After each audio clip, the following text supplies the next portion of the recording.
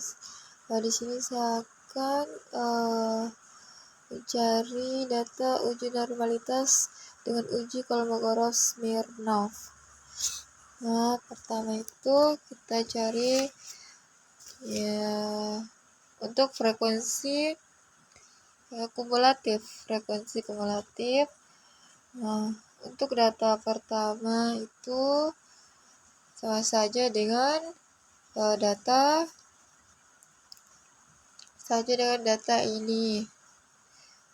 Sementara untuk data kedua itu bisa kita dapatkan dengan menjumlahkan frekuensi pertama dengan frekuensi ini. Ya, kita enter dan tarik ke bawah seperti ini. Nah, dan selanjutnya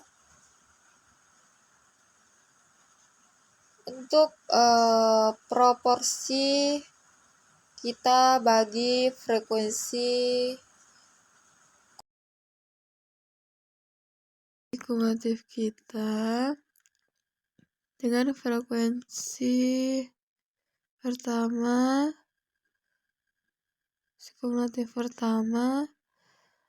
terus bagi dengan data N, terus kita kasih dolar kalau sama ya. Kalau nilai N-nya tidak berubah, data N-nya tidak berubah, terus tarik ke bawah. Oke. Nah, untuk mencari nilai Z-nya kita jumlahkan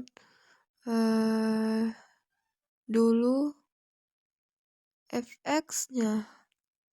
Cari dulu fx-nya. Tuh sama dengan nilai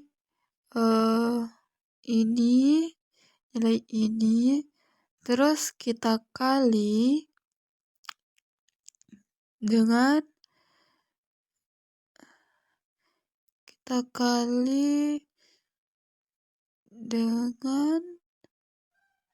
nilai ini nilai sampingnya. Oke. Terus enter. Terus tarik ke bawah.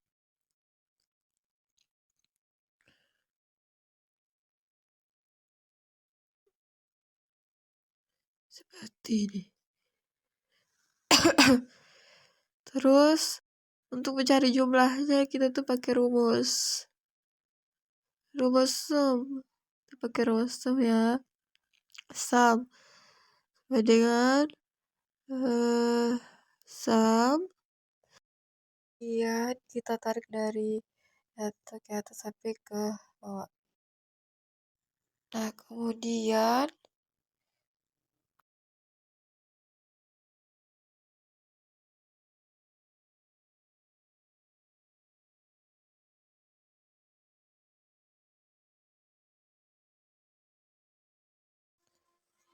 kita dapatkan rata-ratanya dengan cara yaitu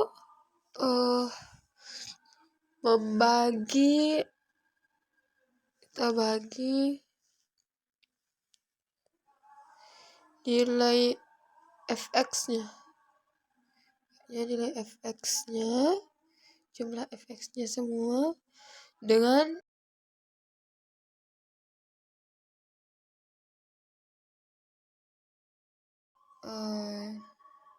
jumlah ini atau jumlah datanya yang kita dapatkan 85,41044776. Selanjutnya standar deviasi mana datanya adalah data tunggal. Berarti kita harus melakukan rumus data tunggal. Ya, kita lihat. Nah, untuk menentukan standar deviasi itu, jadi kita harus hitung dulu satu persatu. Oke, sama dengan ini sama dengan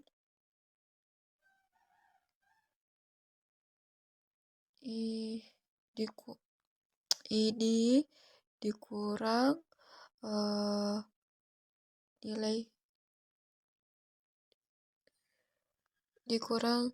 nilai rata-ratanya. Ini kita kasih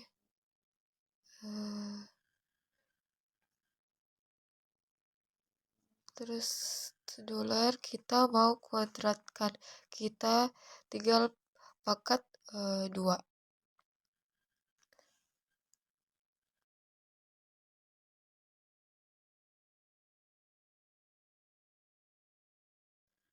Lalu enter. Nah, kemudian kita tarik ke bawah seperti ini. Nah, kemudian jumlahnya kita pakai rumus sum. Kita blok rumus sum, terus kita blok ini. Kalau sudah, kita enter. Kita dapatkan ini. Nah, standar deviasinya itu kita dapatkan dari akar. Nah, bisa gunakan 50 dalam kurung, terus tekan ini, terus lagi dengan nilai n-nya.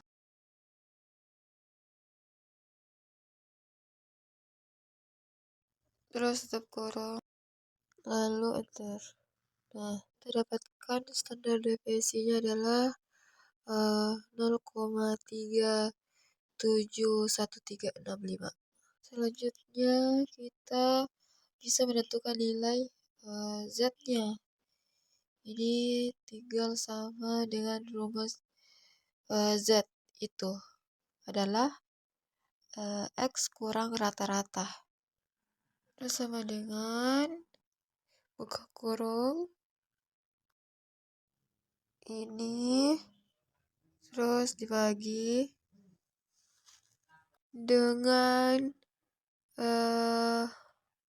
rata-ratanya, kemudian dibagi dengan standar deviasinya, kemudian di enter.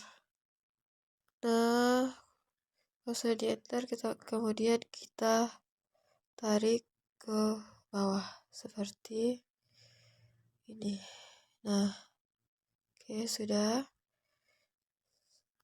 Kita semua sudah mendapatkan nilai Z untuk semua datanya. Nah, kemudian kalau kita cari nilai Z tabelnya, kita menggunakan rumus ODIS. Terus sama dengan kita pakaikan rumus ODIS-nya. 0 ODIS-nya. Seperti ini. Nah, kemudian kita klik nilai Z-nya. Seperti ini. Terus lalu enter. Nah, kemudian kita tarik saja seperti ini sampai ke bawah. Oke, seperti ini. Nah, selanjutnya kita cari nilai mutlak antara Sn kurang Fx. Kita menggunakan fungsi ABS. Sama dengan kita masukkan rumus ABS atau absolut. Terus kita klik nilai SN, terus dikurang dengan nilai fx-nya. Oke, kita kurang, kita klik nilai fx-nya, terus kita enter.